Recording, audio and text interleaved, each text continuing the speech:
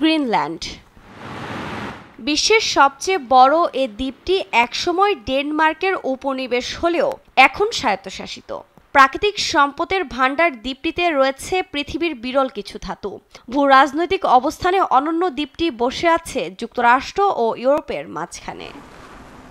তবে গেল কয়েক বছরে চীন ও রাশিয়া আর্কটিক অঞ্চলে তাদের সামরিক সক্ষমতা বাড়াচ্ছে। বিশ্লেষকরা বলছেন, যুক্তরাষ্ট্রের নিরাপত্তার জন্য দীর্ঘদিন ধরেই গ্রিনল্যান্ডের মালিকানাকে গুরুত্বপূর্ণ হিসেবে দেখা হচ্ছে। এ নিয়ে এতদিন তেমন কোনো আলোচনা না হলেও ট্রাম্পের দ্বীপটি কিনে নেওয়ার প্রস্তাব নিয়ে তোলপাড় চলছে আন্তর্জাতিক মহলে। গ্রিনল্যান্ড দখলের জন্য সামরিক বাহিনীকে ব্যবহারে ট্রাম্পের ভাবনা ভাবিয়ে তুলেছে ইউরোপীয় নেতাদের। বিষয়টি ইউরোপীয় সীমান্ত এবং সার্বভৌমত্বের প্রতি হুমকি হতে পারে বলে মনে করছেন তারা। এবার নতুন মার্কিন প্রেসিডেন্টের হাত থেকে গ্রিনল্যান্ডকে বাঁচাতে ইউভুক্ত দেশকে একত্রিত হওয়ার আহ্বান জানিয়েছেন জার্মান চ্যান্সেলর ওলাফ শলজ। শক্তি বা সক্ষমতা যেটুকুই থাকুক, সীমান্তের অখণ্ডতার প্রতি দেশের জন্যই গুরুত্বপূর্ণ। আমাদের সবাইকে একসাথে দাঁড়াতে হবে। সীমান্তে কখনো বল প্রয়োগের মাধ্যমে পরিবর্তন করা উচিত নয়। এই নীতিটি পূর্ব পশ্চিম যে কোনো অঞ্চলের জন্যই সমানভাবে প্রযোজ্য। Und daran muss sich jeder Staat halten, egal ob es ein kleines Land ist oder ein sehr mächtiger Staat. ট্রাম্পের মন্তব্যের পর এরই মধ্যে কোপেনহেগেনে ডেনমার্কের রাজার সঙ্গে গ্রিনল্যান্ডের নেতারা বৈঠকও করেছেন। এর পরপরই এটি বিক্রির জন্য নয় বলে মন্তব্য করেছেন ডেনমার্কের অর্থমন্ত্রী।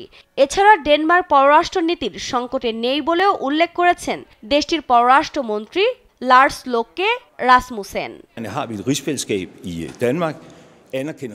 চীন ও রাশিয়ার তৎপরতার কারণে আর্কটিক অঞ্চলে যুক্তরাষ্ট্রের জাতীয় নিরাপত্তা নিয়ে উদ্বেগ বেড়ে যাওয়াটা বাস্তব। আমি মনে করি না যে আমরা পররাষ্ট্র নীতির সংকটে আছি।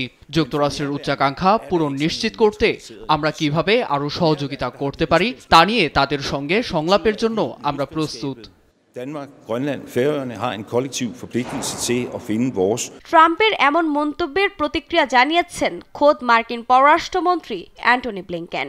ট্রাম্পের এমন সিদ্ধান্ত ভালো কিছু বয়ে আনবে না বলেও মন্তব্য করেন তিনি। Having said that,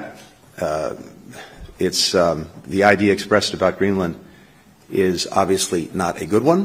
এদিকে মেক্সিকো উপসাগরের নাম পরিবর্তন নিয়ে ট্রাম্পের অঙ্গীকারের বিষয়টি নিয়ে রীতিমতো হাস্যরস করে পাল্টা প্রস্তাব দিয়েছেন মেক্সিকান প্রেসিডেন্ট। যুক্তরাষ্ট্রসহ উত্তর আমেরিকার নাম পরিবর্তন করে মেক্সিকান আমেরিকা রাখার প্রস্তাব দিয়েছেন ক্লডিয়া শেনবাউম। আফরিন মৌ, নিউজ ডেস্ক, দেশ টিভি।